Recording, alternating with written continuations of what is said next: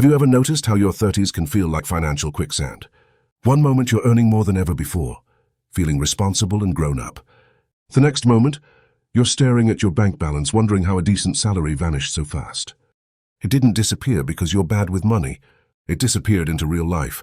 Childcare that costs like rent, family responsibilities, weddings, medical bills, housing upgrades, and expectations that arrive all at once. If you're in your 30s and feel like you're moving but not advancing, this isn't failure. This is what many experts quietly call the messy middle. Your 30s are chaotic by design. Career pressure ramps up because you're supposed to be progressing. Family pressure increases as kids, parents, and long-term commitments enter the picture. Social pressure explodes when everyone around you seems to be buying homes, traveling non-stop, and upgrading their lives. But here's the truth. Most people never hear. Feeling financially stretched in your 30s is not a sign you're behind. It's a sign you're normal. Despite appearances, most people around you don't have it figured out either. Social media shows results, not reality. In fact, the median net worth of someone around age 30 is roughly $39,000, and much of that is tied up in cars or home equity. Actual liquid savings and investments are often closer to $17,000. Even more surprising, many people don't begin investing seriously until their early 30s, and the median first-time home buyer is around 40.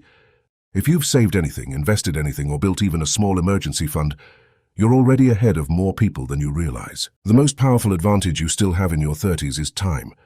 Compound growth is quiet at first, which makes it easy to underestimate. A 100,000 portfolio growing at an average 8% can double in about a decade, even without adding another dollar. And when you do keep contributing, the effect accelerates.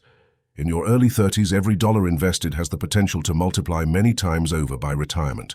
It doesn't feel dramatic now because compounding starts slowly, then suddenly becomes unstoppable. This is why simplicity matters. Your 30s are not the decade for complex investing strategies or constant financial tinkering. Boring, consistent investing, through low-cost index funds, target date funds, or automated plans, wins because it works quietly while life stays loud. Trying to outsmart the market often leads to hesitation, cash sitting idle, and missed growth. Progress beats perfection every time. One habit that protects everything else is building an emergency fund. Cash isn't wasted money, it's margin. It keeps small crises from turning into long-term setbacks and prevents panic decisions when life surprises you. Having 3 to 6 months of expenses saved isn't glamorous, but it gives you control when others are forced into debt. Finally, remember this. Money is a tool, not a scorecard. Wealth building shouldn't cost you the experiences that matter most. Spend intentionally on what you value, cut ruthlessly on what you don't, and stop comparing your journey to someone else's highlight reel. Your 30s are about laying foundations, not showing results. They may feel messy, slow, and uncertain, but decades from now, this will likely be the period that quietly changed everything.